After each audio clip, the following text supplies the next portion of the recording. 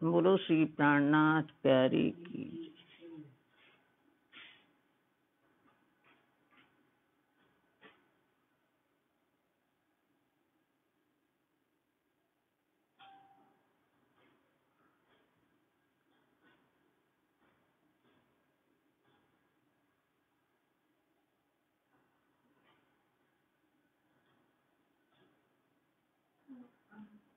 प्रणाम सुंदर साथ जी।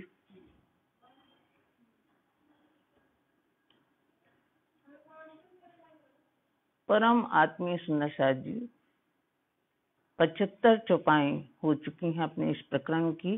75वीं चौपाई दोहराते हैं। कहीं एक गिरोह पैदा जुल्मत से, तिनके फैलहाल जुल्मत, सो दुनी बिन कछु न देख ही, दुश्मन दिल पर सखत।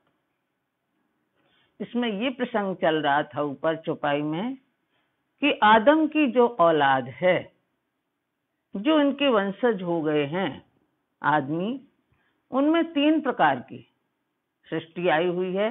उन्हीं जीवों के अंदर 3 प्रकार की सृष्टि आई हुई है। तो एक गिरोह पैदा जुल्मत से, मोह अहंकार से, शून्य निराकार भी कह देते हैं, मोह अहंकार भी कह देते हैं। तो एक गिरोह इससे पैदा हुई थी, तिनके फैलहाल जुल्मत, और इसके अंधकार, अज्ञान अंधकार वाले ही इसके रहने और वो करनी और रहनी है। सो दुनी बिन कछु न देखे ही, ये माया के अलावा और कुछ भी नहीं देखते।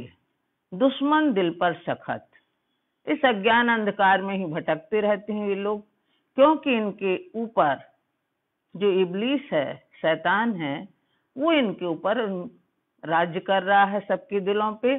तो वो धर्म की राह पर नहीं जाने देता, इसलिए ये कर्मकांड और झूठे मतलब अंधकार में ही भटकते रहते हैं। दूजी गिरोह फरिश्तन की, दूसरी जमात ईश्वरी सृष्टि की है। भई पैदा नूर मकान, ये अक्षरधाम से यहाँ अवतरित हुई हैं। भई पैदा नूर मकान, इनकी सुरताएं अक्षरधाम से अवतरित हुई हैं। उत्तरी लैलत कदर में, ये भी कुदरत की रात्रि में अवतरित हुई हैं ब्रह्म सृष्टियों के साथ में। सो ताबे न हो शैतान, इसलिए ये वहां की रहने वाली हैं, अखंड की रहने वाली हैं, इसलिए ये शैतान के अधीन नहीं रहती। गिरोह तीसरी नूर बिलंद से, तीसरी जमात दिव्य ब्रह्मपुर धाम से आएंगी, अवतरित हुई हैं, उनके अरवाहें। ताको कौल फैल हाल नूर, उनके कौल फैल हाल ही तेजस्विता से भरे रहते हैं, दिव्यता से भरे रहते हैं। उनकी कथनी, रहनी और आचरण जो भी रहती हैं संसार में, दिव्यता से भरे रहते हैं, नूर से भरे रहते हैं। रूहें अर्श दिल उत्तरी लैल में, और ब्रह्मात्माओं की अरवाहें इस रात्रि में, माया रूपी रात्रि में, झूठे खेल में ये उतरी हैं, अवतरित हुई हैं खेल देखने के लिए। करें हमेशा हक जहूर, और यहाँ खेल में भी राज्य के ही ज्ञान का ये प्रकाश करती हैं। कहे मोमिन नूर सूरत में, जो बीच अर्श हमेशगी, कहे मोमिन नूर सूरत में, जो ब्रह्मात्मा अवतरित हुई हैं, उनके स्वरूप तेजस्विता से भरपूर रहते हैं। उनके स्वरूप में एक अलग प्रकार की चमक रहती है। जो बीच अर्श हमेशगी, जो हमेशा परम धाम की रहने वाली हैं, उनकी जो परात्म है, तो वो हमेशा उसी के ध्यान में रहती हैं। एक तन मोमिन अर्श में, ब्रह्मात्माओं का एक शरीर यानी परात्म परम धाम में बैठी हुई है। दूजी सूरत सुपन की, ये दूसरा जो देखने मिल रहा है, इस स्वप्न की है। उनकी जो सुरताओं ने तन धारण किए हैं, इस स्वप्न की है। तो कहे सहरक से नजीक, इसलिए ब्रह्मात्माओं को राज्य महाराज के अति निकट कहा है, सन्निकट कहा है। खासल खास बंदे हक के, ये राज्य महाराज के खासल खास हैं, इनको परमहंस कहा है, इनको ब्रह्मप्रियाएं कहा है। ये राजी महाराज की ब्रह्मप्रियाएं हैं, ये अंगना है इनकी। कि ये अर्श तन से रूबरू जो नूर बुलंद से उतरे और जो दिव्य ब्रह्मपुर धाम से अवतरित हुई हैं, कि ये अर्श तन से रूबरू, और वो अपने परात्म से रूबरू होती रहती हैं राजी महाराज से। जाकी न असल अर्श में, जिसकी परात्म परम धाम में नहीं है, सो सहरक से नजीक क्यों होए? वह राजी महाराज के अति निकट क्यों होगा? वह राजी महाराज के सन्निकट क्यों होगा जिसकी परात्म वहां नहीं है? वह फना बका को क्यों मिले? वह अखंड वाले ये झूठ से क्यों मिलेंगे? कैसे मेल होगा उनका? वाकी अकल में न आवे सोए। ये दुनिया वालों की बुद्धि में ये बात नहीं आती है कि सत्य से झूठ कैसे मिलेगा, प्रकाश से अंधकार कैसे मिल सकता है, उनकी बराबरी नहीं हो सकती। हके कहा 26वें सिपारी। राजी महाराज ने, मतलब इनने, रसूल मोहम्मद साहब ने कुरान में कहा है 26वें सिपारी में, मैं मेरे बंदों से अकरब, मैं अपने बंदों के बिल्कुल सन्निकट हूँ। अकरब माने बिल्कुल नजदीक हूँ, नजीक हूँ। मैं मेरे बंदों से अकरब, मैं अपने बंदों से बिल्कुल सन्निकट हूँ, उनसे बिल्कुल भी दूर नहीं हूँ। वे मोमिन एक तन अर्श में, मोमिन वही हैं जिनकी परात्म मूल मिलावा में बैठी है। ताए सहरक से नजीक रब, उनके सन्निकट राजी महाराज बैठे हुए हैं। ताए सहरक से नजीक रब यानी परमात्मा हमारे धनी, उनके ही सन्निकट बैठे हुए हैं। रूबरू होना अर्श तन से, इन फना वजूद नासूत, नासूत यानी मृत्यु लोक के झूठे तन से हम धनी के रूबरू नहीं हो, उनके सम्मुख नहीं हो सकते। हमें सम्मुख अपने परात्म से ही होना है, अपनी परात्म से ही राज्य के सम्मुख हम होंगे। वहीं जब जागृत होंगे तभी सम्मुख होंगे। इस झूठा तन वहां नहीं जा सकता, ये तो अस्तित्वहीन है। नजीक न होए बिना अर्शतन, नूर लाहूत परे हाहूत, नूर यानी अक्षरधाम, उसके परे परम धाम, और मूल मिलावा में नजीक नहीं हो सकती। कोई भी कितना ही दावा कर ले, बिना अर्शतन की, जिनके परात्म वहां बैठी है, उनके अलावा कोई भी वहां नजदीक नहीं जा सकता। चाहे वो अक्षरधाम हो चाहे परम धाम हो, कोई वहां नहीं पहुंच सकता। दुनी असल जिनो तारीकी, सो इल्मे करो पहचान। दुनिया की असल, इनकी उत्पत्ति इसी से है, अज्ञान अंधकार से, मोह अहंकार से है। सो इल्मे करो पहचान, सो इससे तारतम्य दृष्टि से देखो, ज्ञान से देखो इनकी पहचान की, इनके कौल पहल हाल कैसे हैं, इनकी उत्पत्ति कहाँ है, इनकी मंजिल कहाँ है, ये ज्ञान से ही पता चलेगा, तारतम्य ज्ञान से ही पता चलेगा। ताको नजीक सहरक से, और वो उनके सहरक से नजीक क्या होगा? खाली हवा ला मकान, ये शून्य निराकार ही उनका सबसे नजदीक होगा, उसके अलावा वो कहीं नहीं जा सकती। जहां से जिसकी उत्पत्ति है वो वहीं उनकी प्राण नली यानी कि वो उनके ही नजदीक हैं, उसके आगे वो नहीं जा पाएंगी। ताको नजीक सहरक से, उनका सहरक से नजीक क्या होगा? खाली हवा ला मकान। ला मकान माने ये क्षर ब्रह्मांड, जिसको निराकार कहते हैं, शून्य निराकार, वो उनके करीब होगा। ना ही करे बराबरी है कि, जिनका कोई अस्तित्व नहीं है, ऐसी जीव सृष्टि ब्रह्म सृष्टियों की बराबरी करती है, तो कैसे हो सकता है? ना ही करे बराबरी है कि, जिनका कोई अस्तित्व नहीं है और जो सत्य हैं यानी अखंड हैं, उनकी बराबरी कैसे हो सकती है? क्यों मिले दाखलाता है, उनका उदाहरण कैसे मिल सकता है? हम सच्चे का उदाहरण झूठे से तो नहीं दे सकते, दृष्टांत से कोई मेल ही नहीं है उसका। सत्य सत्य है और झूठ झूठ है। बका नींद उठे अर्श में।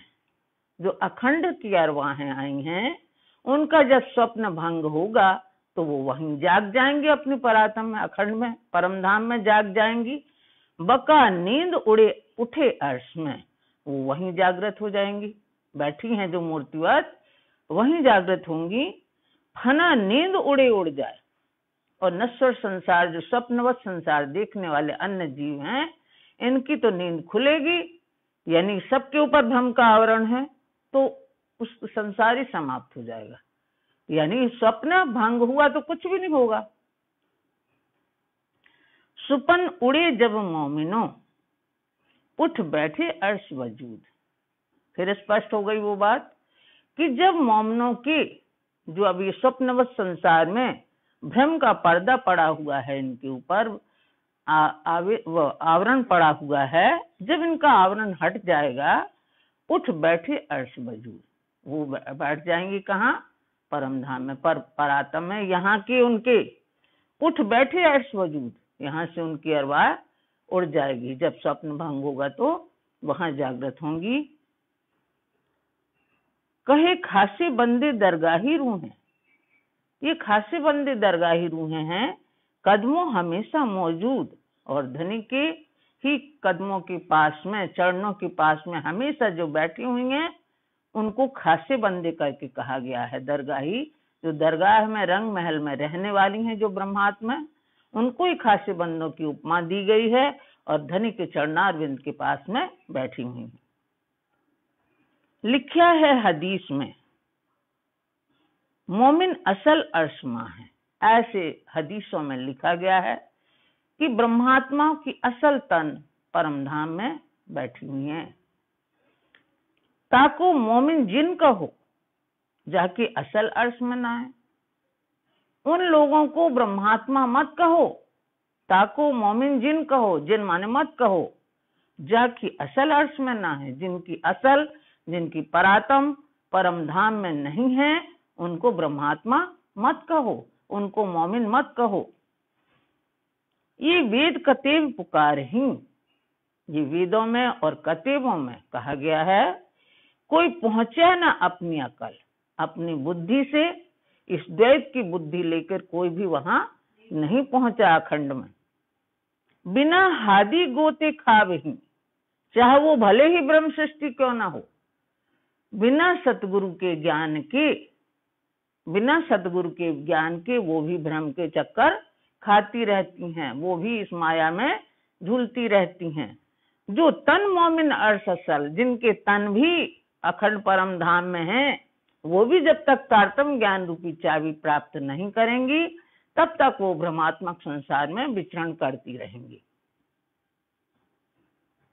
क्यों पहुंचे दिल मजाजी। जब ब्रह्मात्माओं की ये हालत है, तो झूठे दिल वाले कैसे पहुंच सकते हैं? जिनकी तो असल वही है, वो भी ज्ञान के द्वारा उनकी चक्षु नहीं खुलेंगे तो कैसे जाएंगे वो? तो क्यों पहुंचे दिल मजाजी, तो झूठे दिल वाले कैसे पहुंचेंगे?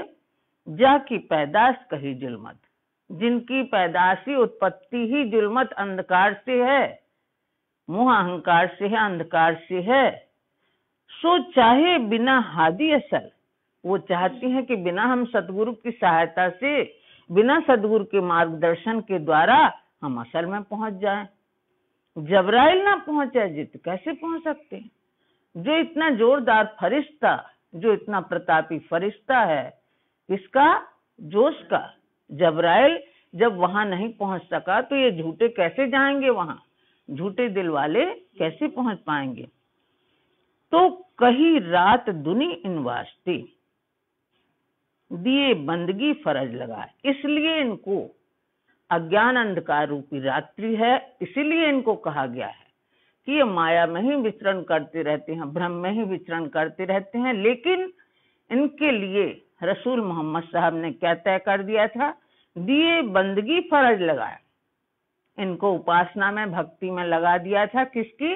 फर्ज बंदगी, शरीयत, तरीकत, इसमें लगा दिया था कि किसी न किसी में ये संलग्न रहें और भक्ति करें। ले तरीकत चल कोई ना सक्या, और जो उपासना के मार्ग पे भी आगे बढ़े, सराय के आगे उपासना के मार्ग पे भी आगे बढ़े तो भी नहीं चल सके। गए पांव पुल सराते कटाए, क्योंकि माया के चक्कर में वो भी अपने नहीं पहुंच पाए मंजिल तक। इनकी मंजिल कहाँ है? बैकुंठ तक, तो वो भी नहीं पहुंच पाते हैं। गए पांव पुल सराते कटाए, क्योंकि ये जो भक्ति का मार्ग है बहुत कठिन है, तलवार की धार पे चलने के समान है, इसलिए वो बीच में ही कट के गिर जाते हैं, यानी कि वहां तक नहीं पहुंच पाते। तरीकत भी ले ना सके सो रातें की बरकत, ये उपासना पे भी नहीं चल सके जो लोग, सो रातें की बरकत, वो रात्रि अज्ञान अंधकार की रात्रि के प्रताप से ये लोग उपासना मार्ग पर भी भक्ति पर नहीं चल सके, उपासना मार्ग पर भी नहीं चल सके। किसके? रात के अज्ञान अंधकारमय रात्रि के प्रभाव से ये उपासना मार्ग पर, भक्ति मार्ग पर नहीं चल सके। जो तरीकत ले पहुंचे मलकूत, तो भी आड़ी हवा जुल्मत, और जो उपासना मार्ग पे बहुत जोर करके मलकूत तक पहुंच गए, बैकुंठ तक भी पहुंच गए, तो भी आड़ी हवा जुल्मत, उसके आगे भी क्या है? शून्य निराकार है, वो आड़े आ गया उनके। कितना ही उनने जोर लगाया तो बैकुंठ तक पहुंच गए, उसके आगे वो नहीं जा पाए। ले हिसाब दई हयाती, कहया वास्ते मोहम्मद नूर, ले हिसाब दई हयाती, और इन तीनों का हिसाब किताब करके किसने हयाती दी? अमर फल किसने दिया? मोहम्मद श्री प्राणनाथ जी ने।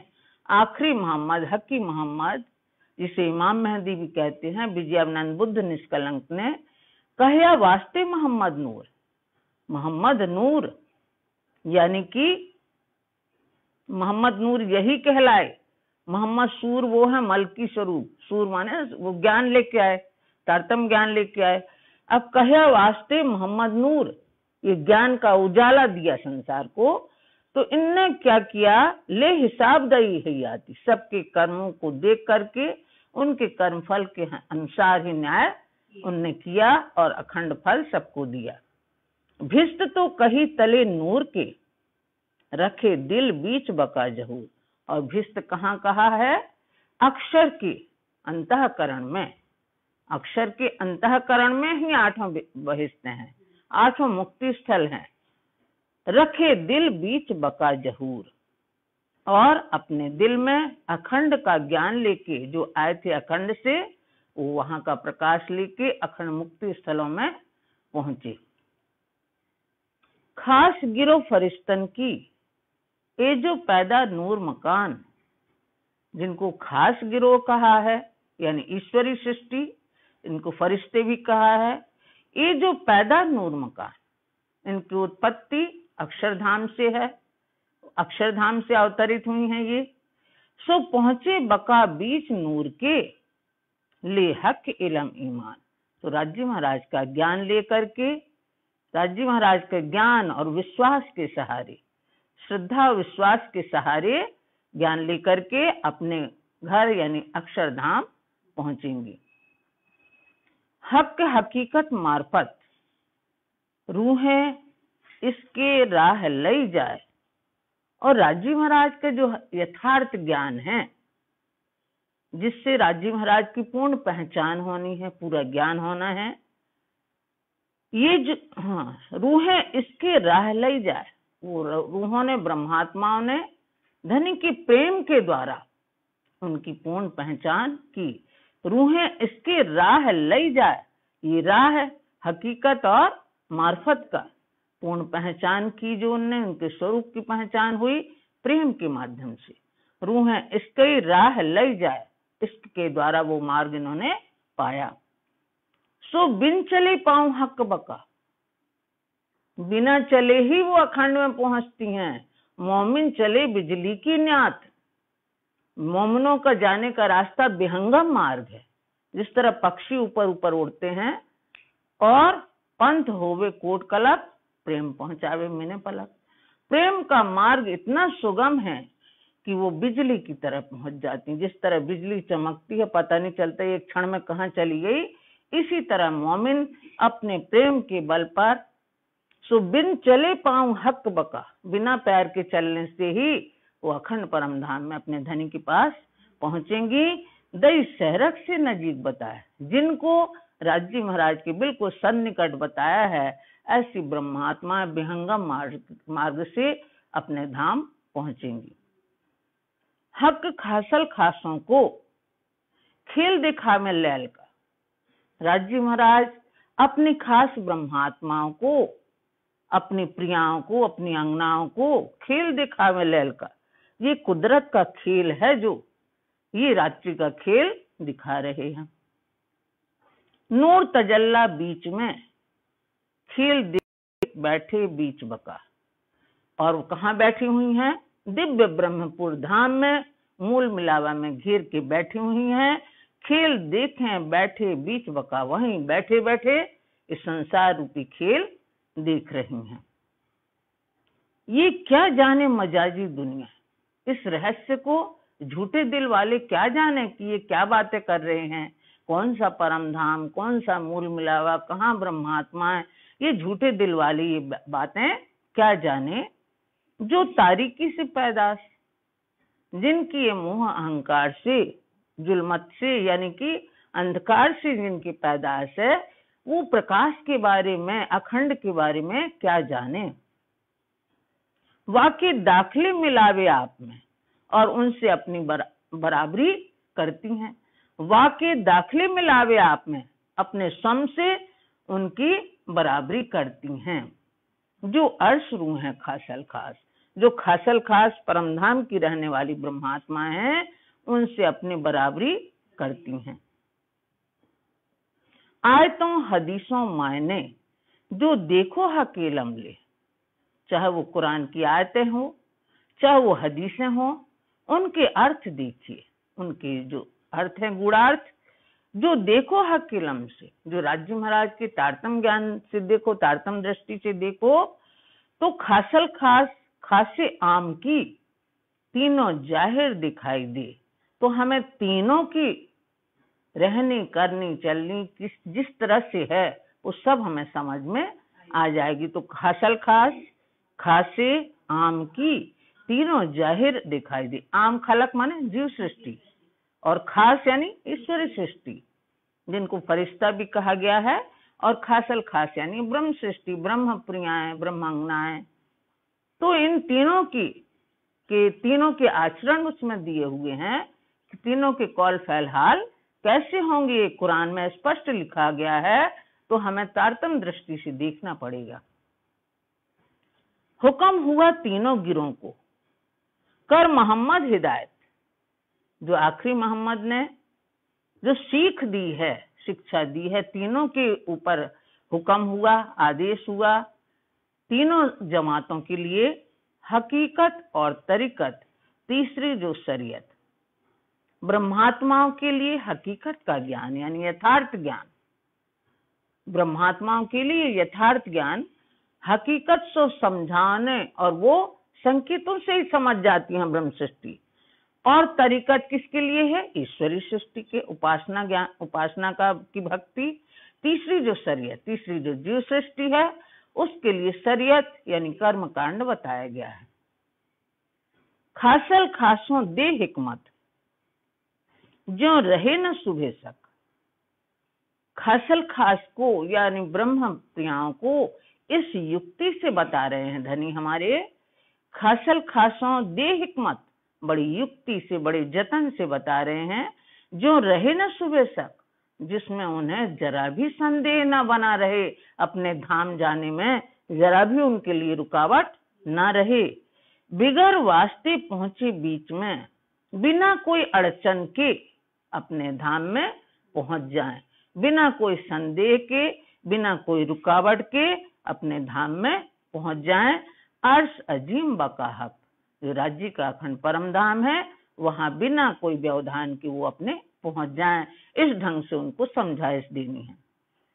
तरीकत देखाओ खास दूजी को, कहे मीठी हलीमी जुबान, और जो ईश्वरी सृष्टि है उनको उपासना का मार्ग दिखाओ, उपासना की भक्ति बताओ। कहे मीठी हलीमी जुबान, और उनसे कैसे बोलना है, मधुर मधुर नम्र भाषा में बात करना है उनसे, मधुर वाणी बोलना है उनसे, नम्र भाषा में बोलना है, जिससे वो हमारे शब्दों को ध्यान दे सकें, समझ सकें। तेरा हुक्म न फेरे ये गिरो, कहा था राज महाराज ने रसूल मोहम्मद से कि तुम्हारा हुक्म की अवज्ञा न करें, वो तुम्हारी आज्ञा को टाल ना सकें। ऐसी मीठी जुबान में उनसे बात करना, बिल्कुल नम्रता से बात करना कि तेरा हुक्म ना फेरे ये गिरो, ये जमात तुम्हारी आज्ञा का उल्लंघन ना कर सके। पहुंचाओ बका नूर मकान, और इनको इस तरीके से अपने घर यानी अक्षरधाम पहुंचाओ। और जिद कर आम खलक सो, और जो आम खलक है, जीव सृष्टि है, ये हठी है, जिद पे अड़ी रहती है, तर्क वितर्क होते हैं, एक बात को ज्यादा तर्क वितर्क करेंगे। वे तेरे सामने लावे हुज्जत, वे तुम्हारे सामने भी दावा करेंगी, तुमसे भी वैसे ही बात करेंगी अकड़ के और हट से, जिद से हुज्जत करेंगी, दावा करेंगी कि हमारा भी वहां का अधिकार है, इस तरह से वो बात करेंगी। ताए समझाओ जिद से, जो जिस तरीके समझता है उसको उसी के तरीके से समझाना चाहिए, उनको उसी तरह हट से, जिद से समझाओ। जो जाहिरी चले शरीयत, और इस ढंग से समझाओ कि अपने कर्म कांड के रास्ते पे वो चलते रहें, उससे डावाडोल ना हो, क्योंकि उनकी उत्पत्ति यहीं से है, वो अपने स्थान पे पहुंचे। सो जाहिरी चले शरीयत, सो कर्म कांड के मार्ग पर जाहिरी रूप से चले। बोलो श्री प्राणनाथ प्यारे की। जो जाहिरी चले शरीयत,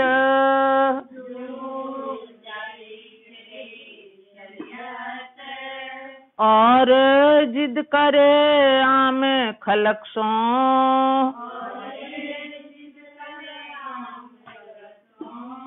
वे तेरे सामी लावे हुज्जत,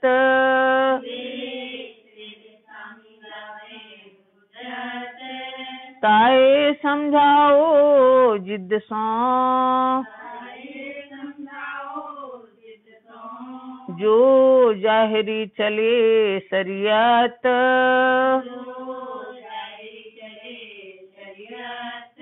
जो जाहिरी चले शरीयत।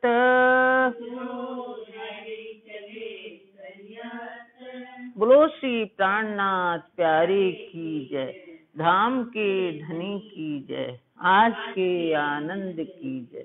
प्रणाम सुंदर साथ जी।